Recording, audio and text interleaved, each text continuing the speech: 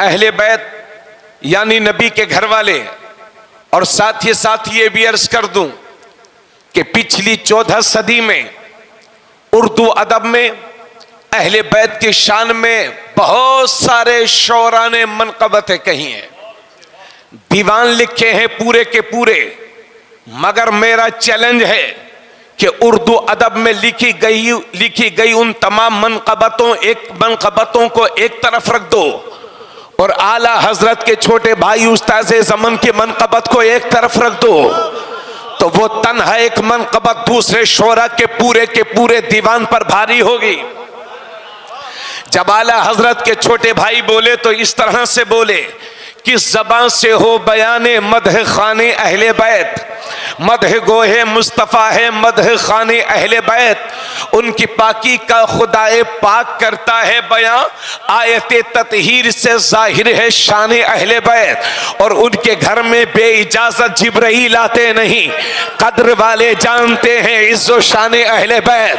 قدر والے جانتے ہیں عز و شان اہل بیت، کس شقی کی ہے حکومت ہائے کیا اندھیر ہے، دن دہاڑے لٹ رہا ہے کاروان اہل بیت، فاطمہ کے لاڈلے کا آخری دیدار ہے، حشر کا ہنگامہ برپا ہے میان اہل بیت، اور جب دنیا میں کوئی دلہا بنتا ہے تو بہنیں سوارا کرتی ہیں سجاتی ہیں، لیکن شہادت کے ان دلہوں کو کس نے تیار کیا؟ تو استاذ زمن پتہ بتا رہے ہیں، حوریں کرتی ہیں عروسان شہادت کا سنگار، خوبرو دلہا بنا ہے ہر جوان اہل بیت، گھر لٹانا سر کٹانا کوئی تجھ سے سیکھ لے، جان عالم ہو فدا ایک خاندان اہل بیت، اور محب اہل بیت بننے کے لیے سینوں کو پیٹنا کوئی ضروری نہیں ہے، سینوں پر ماتم کرنا کوئی ضروری نہیں ہے، سینوں کو زخمی کرنے کا درس میرا حسین نہیں دیتا، ان سارے کالے کپڑے والوں کو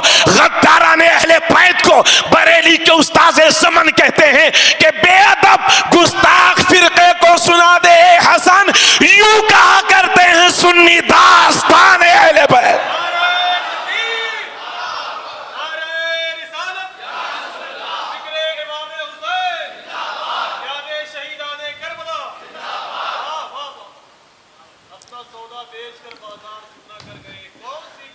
بے ادب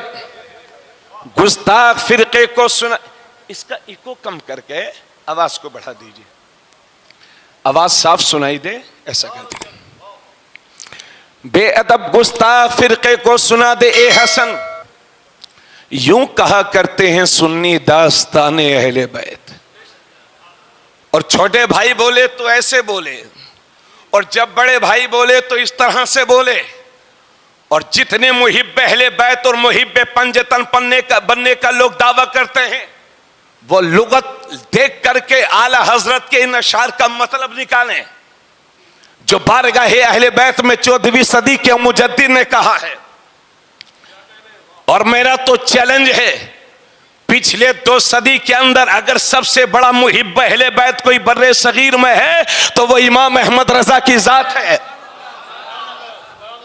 اور جب اعلیٰ حضرت بولے تو اس طرح سے بولے، پارہ صحف غنچہائے قدس اہل بیت نبوت پہ لاکھوں سلام، آب تطہیر سے جس میں پودے جمے اس ریاض نجابت پہ لاکھوں سلام، اس بطول جگر پارہ مصطفیٰ حجلہ آرائے عفت پہ لاکھوں سلام، جس کا آنچل نہ دیکھا مہو مہر نے اس ردائے نزاہت پہ لاکھوں سلام، سیدہ ظاہرہ طیبہ طاہرہ جان احمد کی راحت پہ لاکھوں سلام، وہ حسن مجتبی سید الاسقیہ راکب دوش عزت پہ لاکھوں سلام، اوج مہر ہدا موج بحر نادا روح سخاوت پہ لاکھوں سلام، شہد خوار لعاب زبان نبی چاشنی گیر عصمت پہ لاکھوں سلام، اس شہید بلا شاہ گلگو قبا بے کس دشت غربت پہ لاکھوں سلام۔